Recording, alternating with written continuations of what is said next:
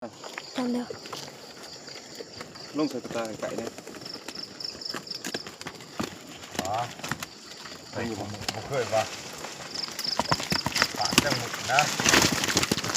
แล้วก็ฝากหมุนว้าเว้ยจับแล้วจับเนี่ย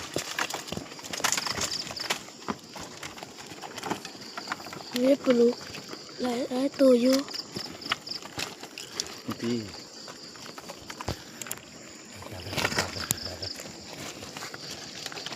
ตุ่มไม้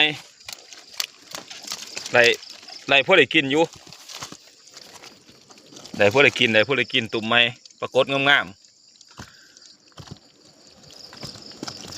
ปลาลุกก็มี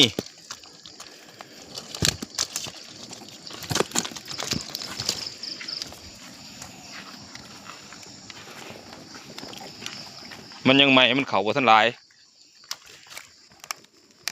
ได้พวกได้กินอยู่